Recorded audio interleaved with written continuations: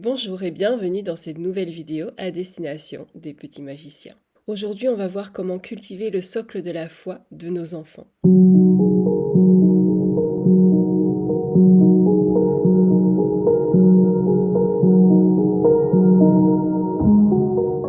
Alors pour ceux qui ne le savent pas encore, j'ai dédié une playlist exprès pour les petits magiciens.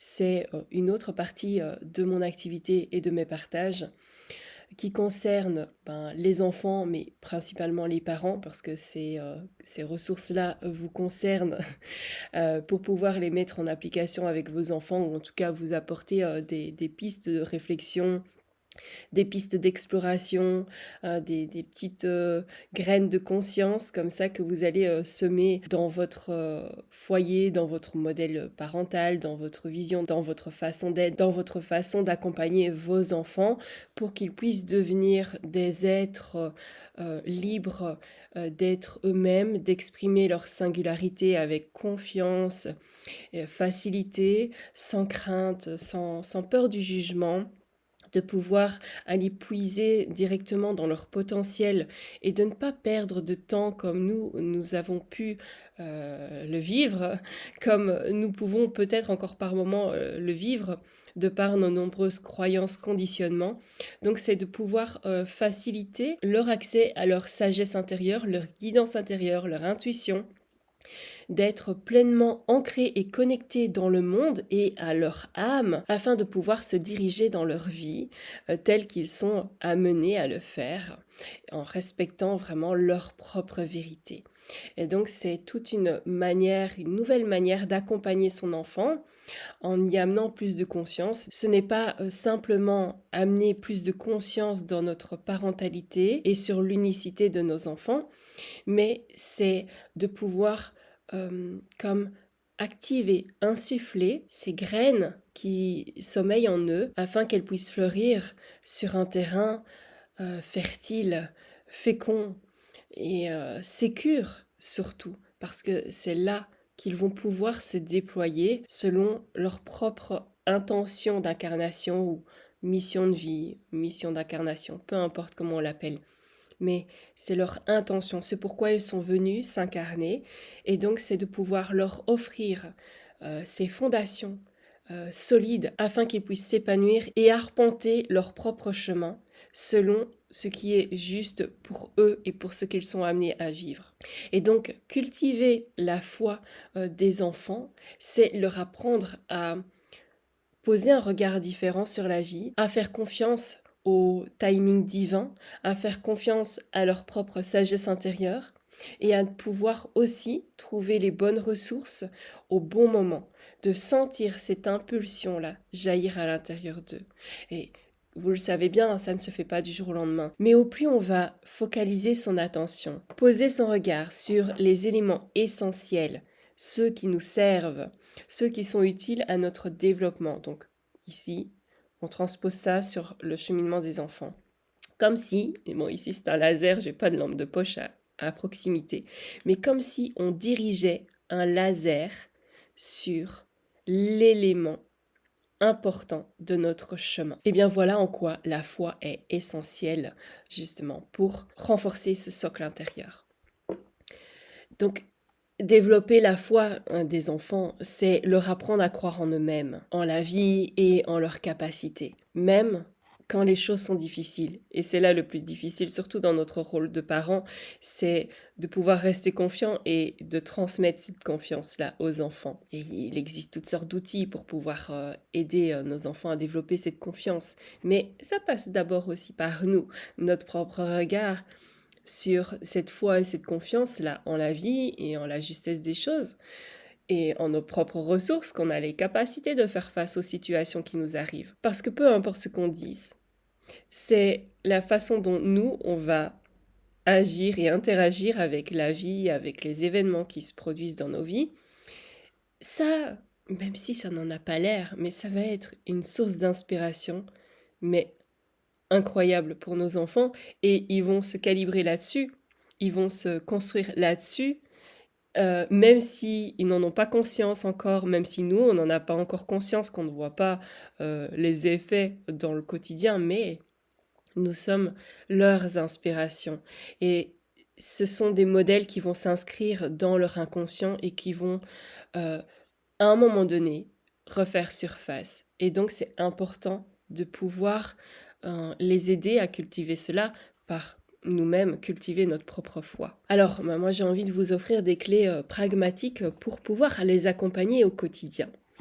Donc, la première clé, ce serait transformer la foi en expérience vivante. La foi, elle va être appréhendée de manière un peu abstraite, hein. Qu'est-ce que c'est que la foi? C'est un peu... Voilà, c'est difficile à appréhender comme concept. Croire en la vie, encore la vie, c'est vaste, c'est un concept assez vaste aussi. Donc par exemple, comment on va pouvoir ramener ça à plus de concret? Ça va être de faire confiance à leur corps. Par exemple, quand vous allez leur demander de sauter dans vos bras, eh bien, ils vont être sûrs de pouvoir être rattrapés. Donc, ils vont développer cette confiance d'être soutenus, rattrapés. Hein. Vous n'allez pas leur demander de sauter dans vos bras et puis, pouf, de ne pas les attraper. Eh bien, voilà, ça, c'est une preuve de foi aussi, qui va s'inscrire. Ah ben, mon papa, ma maman, elle me rattrape à chaque fois que je saute dans ses bras. Ça paraît un petit peu absurde, mais... Parfois, il y a des modèles où on aime bien de faire des mauvaises blagues aux enfants. Je ne juge pas parce qu'on a tous des modèles parentaux différents. On a tous une histoire différente et on a tous des référentiels différents.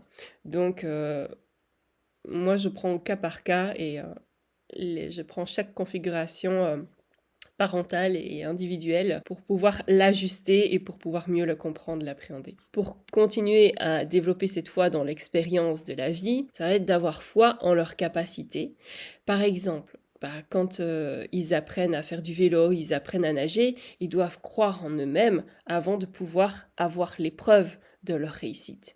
Eh bien, ce sont des petits événements, des petites expériences du quotidien, des passages initiatiques dans le monde de l'enfance qui vont permettre de cultiver cette foi. Et donc, ça va être de notre devoir, de notre responsabilité de mettre en avant justement ce grand principe-là, de faire confiance avant de pouvoir voir le résultat, de cultiver cette confiance et cette persévérance que nos actions amèneront justement un résultat concret.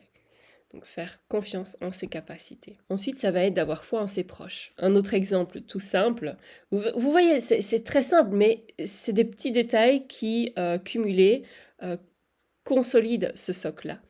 Et donc, c'est quand on dépose notre enfant à l'école, notre enfant, il sait qu'on va aller le récupérer. C'est une certitude. Eh bien, voilà, ce sont des petits éléments à mettre en évidence. Et puis, avoir une foi dans la vie. Au moment où je tourne cette vidéo, c'est le printemps, donc c'est le moment de semer. Vous pouvez le faire avec vos enfants. D'ailleurs, j'ai aussi créé une petite ressource pour semer ces souhaits que vous retrouvez sur le site Les Petits Magiciens, que vous pouvez télécharger gratuitement. Et donc, vous pouvez vous mettre au jardinage avec vos enfants, comme ça, ils participent au processus et ils voient les résultats. Et que certaines choses prennent du temps en fonction des graines semées, eh bien, le processus de germination ne sera pas le même. Eh bien, c'est pareil pour tout projet.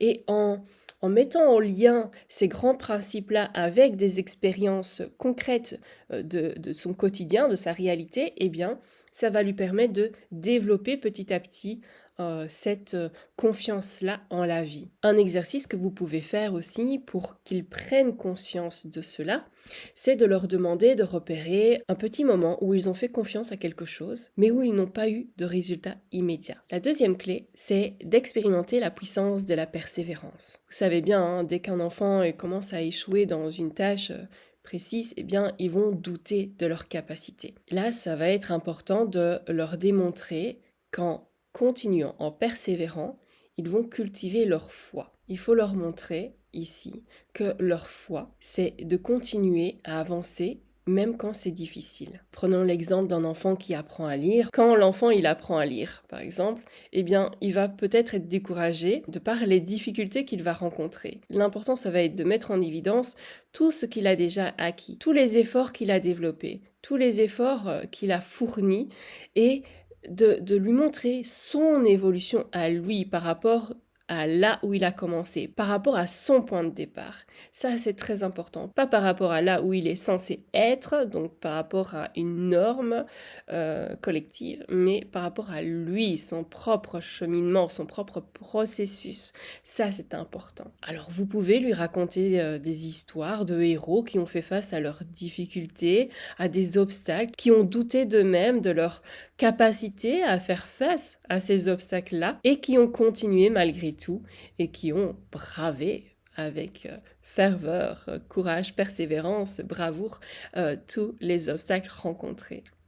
En général, ça se finit bien, donc justement, ça permet de mettre en évidence ce parcours du héros en soi. Un exercice que vous pouvez aussi leur proposer, c'est de leur faire raconter une chose qu'ils ont réussi alors qu'ils doutaient fortement d'eux-mêmes et qu'ils ne pensaient pas y arriver au départ. Nouvelle clé. Observez la magie des petits miracles. Les enfants sont particulièrement sensibles à l'émerveillement et à la magie du quotidien. Et donc, on peut leur apprendre à voir les signes et les synchronicités que la vie leur propose. Un jeu que vous pouvez faire, c'est de proposer à votre enfant de faire un vœu et de voir comment la vie va y répondre. Par exemple, un exercice tout simple. Que vous avez sans doute expérimenté de nombreuses fois, c'est de faire observer à votre enfant que quand il pense à un ami, très fortement, et qu'il le rencontre par hasard, eh bien que c'est une synchronicité. Pour renforcer cette foi dans les petits miracles du quotidien, vous pouvez instaurer un petit rituel avec votre enfant de créer un carnet des miracles. Et là, ils vont y consigner, que ce soit sous forme écrite ou de dessin, peu importe, vous pouvez le faire avec votre enfant en fonction de ses facilités et de ce qu'il a envie d'y mettre dedans, de la forme qu'il a envie d'y déposer. Eh bien, ça va être de consigner tous les petits miracles de son quotidien, de sa vie, et de voir comment la vie lui répond. Vous pouvez faire cet exercice-là avec lui parce que vous aussi, ça permet de renforcer votre foi. Et puis, c'est un excellent prétexte pour partager quelque chose ensemble, parents-enfants, pour renforcer la connexion. Une autre clé, ça va être de renforcer la foi en eux-mêmes. La foi, elle commence par la confiance en soi.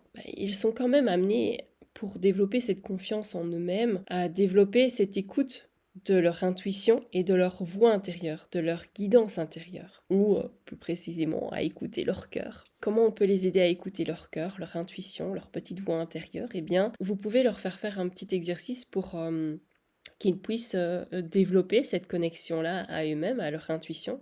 Ça va être quand ils sont face à un choix, vous leur demandez de fermer les yeux et de sentir à l'intérieur d'eux-mêmes quel choix les fait se sentir bien. Un petit jeu sympa pour développer l'intuition des enfants, c'est de poser des questions. On ne met pas le niveau très élevé, ok?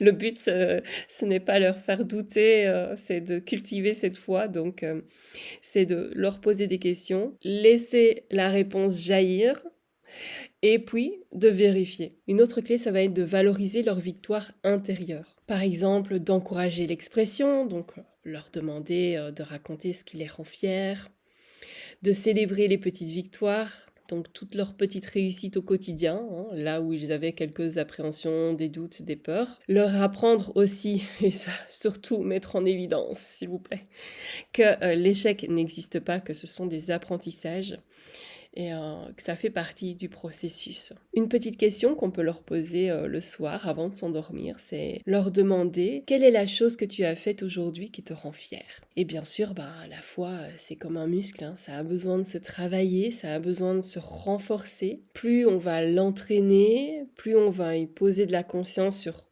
chaque expérience de vie, plus elle va se renforcer. Je reprends mon petit laser. Et à chaque fois qu'on va pointer un élément de la vie quotidienne en l'associant avec la foi, eh bien, ils vont renforcer leur confiance en eux-mêmes, en la vie, dans les expériences qu'ils vont pouvoir vivre. Et ça deviendra un socle extrêmement solide pour l'avenir, pour leur avenir. Et une petite phrase importante à leur rappeler et leur répéter, et aussi à nous-mêmes, parents, ça fait toujours du bien. Même si tu ne vois pas encore le résultat, continue à avancer. La vie te guide toujours et tu as tout en toi pour réussir. N'hésitez pas à rejoindre le canal Telegram Les Petits Magiciens pour pouvoir bénéficier des ressources exclusives, des petites histoires audio aussi que je vais bientôt y mettre. Et il y a déjà un e-book sur la parentalité consciente selon ma vision, des clés de conscience et aussi des ressources pour cultiver la souveraineté de l'enfant. Donc, on n'est pas là à pousser pour développer un ego surdimensionné. Non, c'est pas ça. C'est pour cultiver cette reliance à eux-mêmes et à la vie et à rester centrés dans leur propre vérité. Tout ça, ça se développe, ça se cultive au quotidien et c'est principalement à nous aussi de pouvoir les porter à notre connaissance, de pouvoir y poser de la conscience parce que ça s'inscrit dans notre champ vibratoire et nos enfants partagent notre champ vibratoire, nous leur transmettons des informations qui vont venir aussi s'inscrire progressivement, selon ce qui est juste pour eux et leur propre cheminement, dans leur champ vibratoire. Donc, on agit de façon concrète et aussi vibratoire dans l'expérience incarnatoire de nos enfants. Donc, vous retrouverez les liens dans la description et nous, on se dit à bientôt pour un autre partage autour des petits magiciens. À bientôt.